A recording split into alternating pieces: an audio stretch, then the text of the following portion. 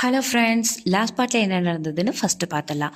மேகாக்கும் சம்ஷீரும் தனி வீட்டுக்கு போயிட்டாங்க. தேவையான திங்ஸ் எல்லாம் வாங்குறாங்க. ஆனால் அதில் பாதி திங்ஸை சம்ஷீரை அடிச்சு போட்டு திருடிட்டு போயிடுறாங்க.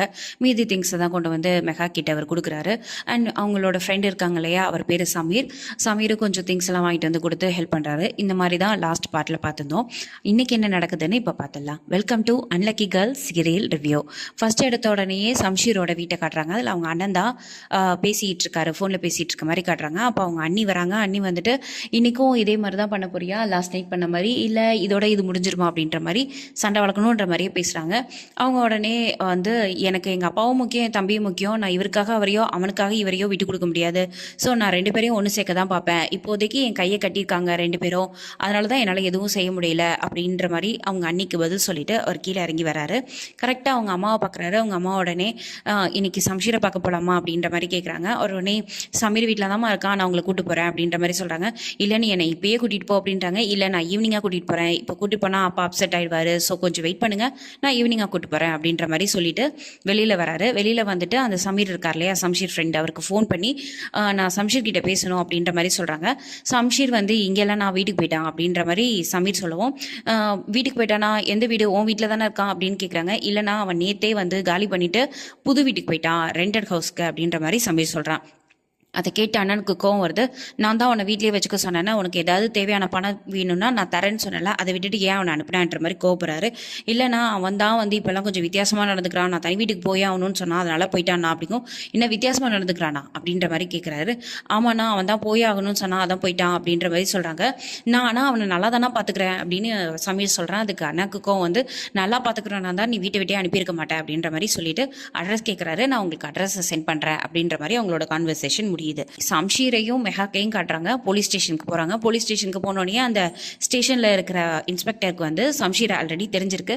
சார் உங்களோட கார் ஆக்சிடென்ட் ஒன்று நடந்துச்சு இல்லையா, அப்போ கூட நீங்க என்ன பார்த்தீங்கும் போது வந்து சம்ஷீர் இல்லை எனக்கு மறந்துடுச்சு அப்படின்ற மாதிரி சொல்றாரு. ஓகே சார் சொல்லுங்க என்ன விஷயம் அப்படிங்கவும், நான் இது மாதிரி ஒரு கம்ப்ளைண்ட் ரெஜிஸ்டர் பண்றதுக்காக தான் வந்திருக்கேன் அப்படின்னு சொல்றாங்க.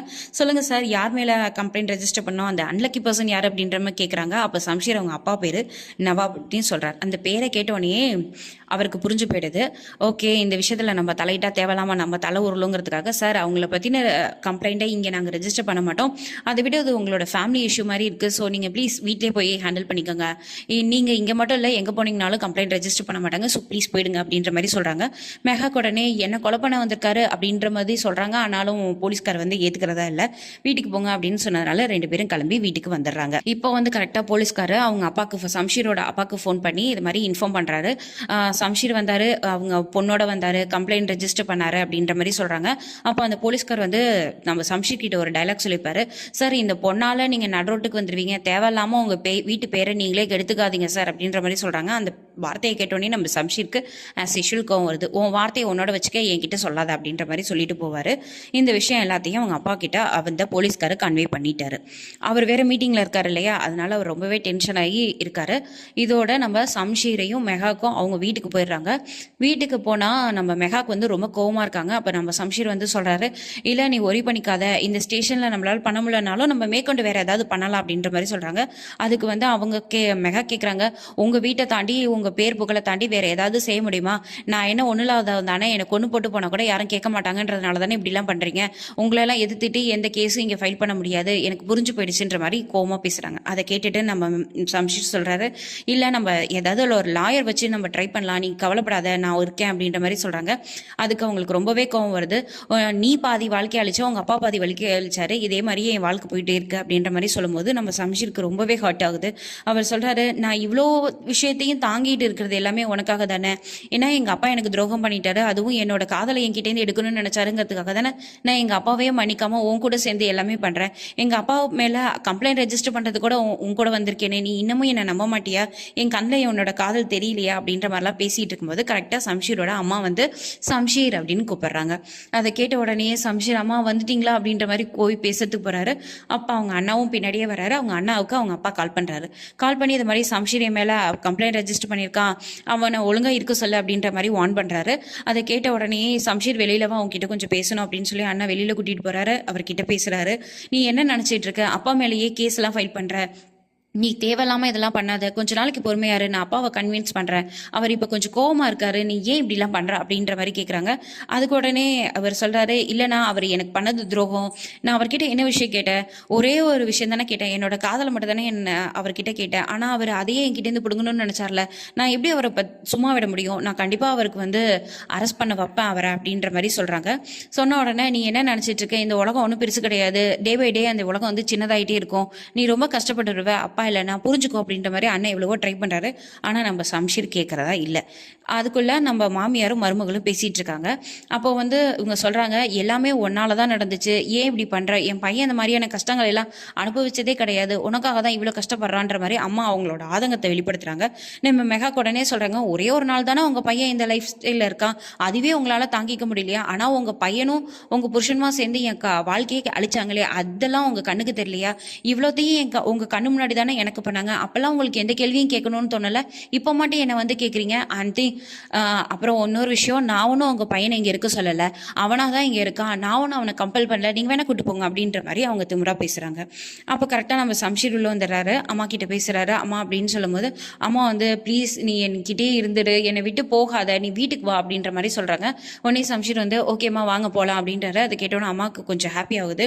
ஆனால் ஒரு விஷயம், அப்பாவை போலீஸ் ஸ்டேஷனில் போய் சரண்டர் ஆக சொல்லுங்கள், அப்போ தான் நான் வருவேன்ற மாதிரி சொல்கிறாங்க. உடனே சம்ஷீரோட அம்மாவுக்கு கோவம் வருது.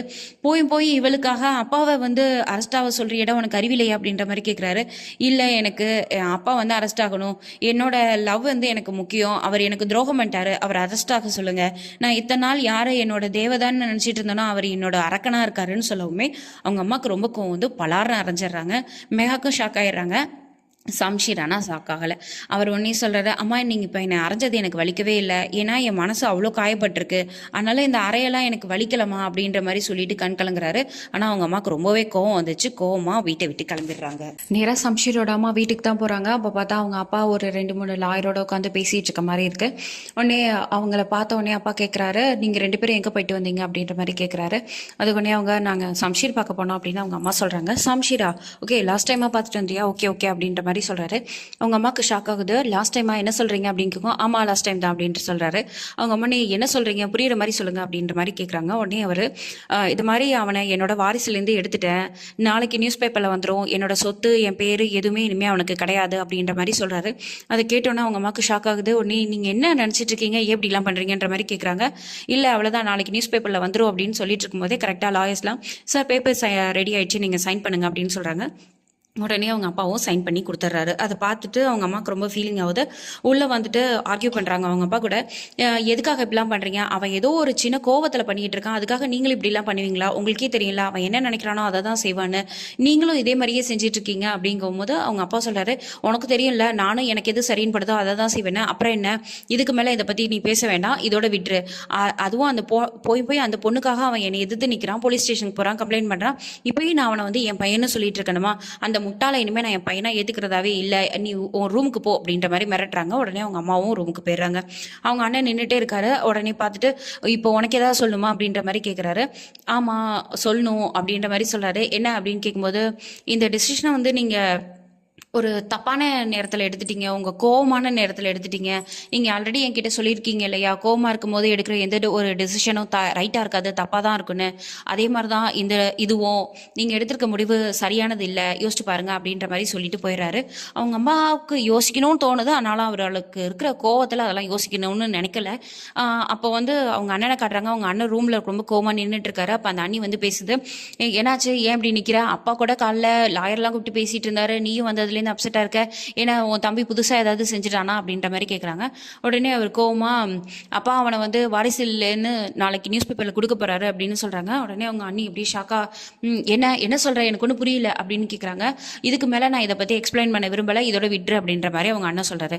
அதை கேட்ட உடனே அவங்க அண்ணி சொல்கிறாங்க, உன் தம்பி அவள் பொண்டாட்டியை கொல்லறதுக்கு அப்பா பார்த்தாருங்கிறதுக்காக அப்பா மேலேயே கேஸ் கொடுக்குற அளவுக்கு போகிறான், ஆனால் நீ என்னன்னா இந்த சின்ன விஷயத்த கூட உன் ஒய்ஃப் கிட்ட டிஸ்கஸ் பண்ண முடியாத நிலைமையில இருக்கியா அப்படின்ற மாதிரி கேட்கவும் அவர் வந்து சொல்கிறாரு, ஆமாம் என் தம்பி போலீஸ் ஸ்டேஷனுக்கு போனா இல்லையா, அதனால எங்கள் அப்பா அவனை வாரிசுலேருந்து எடுக்க போகிறாரு, போதுமா அப்படின்ற மாதிரி சொல்லிட்டு போயிடுறாரு. இதை கேட்டோன்னா அன்னைக்கு லைட்டாக சந்தோஷமாக இருக்குது, அதனால அதை வெளிக்காட்டாமல் கம்முன்னு இருக்காங்க. அடுத்து நம்ம சம்ஷீரை காட்டுறாங்க. சம்ஷீர் வந்து வேலைக்கு போகிறதுக்காக இன்டர்வியூ எதுலலாம் இருக்கும் அப்படின்ற மாதிரி நியூஸ் பேப்பரை தேடி பார்த்துட்டு இருக்காரு. மறுநாள் நியூஸ் பேப்பரை தேடி பார்த்துட்டு இருக்காரு. அப்போ கரெக்டாக நம்ம மெஹாக்கு வந்து டீ காஃபி அப்புறம் சாப்பாடு எல்லாத்தையும் கொடுத்துட்டு என்ன பண்ணுற அப்படின்ற மாதிரி கேட்குறாங்க. இன்னைக்கு இன்டர்வியூ இருக்குது, அதான் வேற எங்கேயாவது இன்டர்வியூ இருக்கான்னு பார்க்குறேன், அதை விட எனக்கு இதெல்லாம் நான் அட்டன் பண்ணது இல்லையா, அதான் ஒரு மாதிரி இருக்குது அப்படின்ற மாதிரி சொல்கிறாரு. அவங்க கேட்குறாங்க, நீ இதுக்கு முன்னாடி வேலையே பார்த்தது இல்லையா அப்படின்னு கேட்குறாங்க.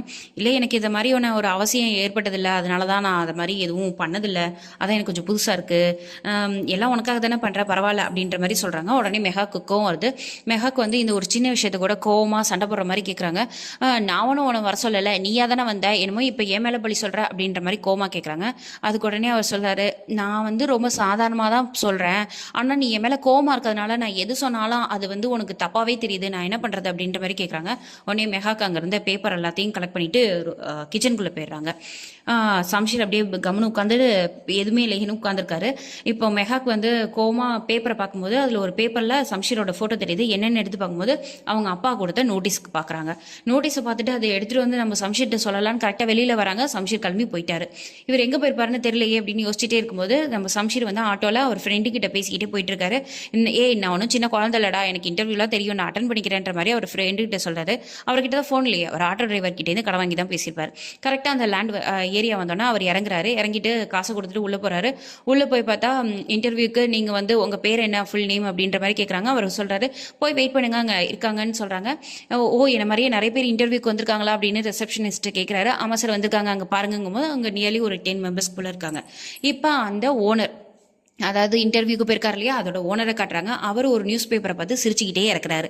அவர் யாருன்னா நம்ம ஃபர்ஸ்ட் எபிசோட்ல நம்ம சம்ஷீரோட அப்பா ஒருத்தர்கிட்டேருந்து ஹோட்டலில் பிடிங்கி வாங்கியிருப்பார் இல்லையா, அதே ஆளு தான் இப்போ உட்காந்துருக்காரு. அவரோட பிஏ வந்து, சார் இது மாதிரி இன்டர்வியூக்கு ஒரு 20-25 பேர் வந்திருக்காங்க, நீங்கள் இன்டர்வியூ ஸ்டார்ட் பண்ணலாம் அப்படின்னு சொல்லும்போது அவரோட நியூஸ் பேப்பரை பார்த்து சிரிச்சுக்கிட்டே, வாழ்க்கை எவ்வளோ ஒரு வட்டம் பார்த்தியா, என்கிட்டேருந்து நான் கஷ்டப்பட்டு ஏர்ன் பண்ணி சம்பாதிச்சு ஒரு சொத்து சேர்த்தேன், ஒரு ஹோட்டல் கட்டினேன், அந்த ஹோட்டல்லேருந்து சம்பாதிச்ச எல்லாத்தையும் போட்டு ஒரு லக்ஸரியான ஒரு ஹோட்டல் கட்டினேன், அதை நிமிஷத்துல ஒருத்தன் புடுங்கிட்டு போனா, இப்ப அவனே அவன் பையனை புள்ள இல்லைன்னு சொல்லி நியூஸ் பேப்பர்ல கொடுத்துருக்கான்ற மாதிரி சிரிச்சுக்கிட்டே பேப்பரை கீழே போடுறாரு.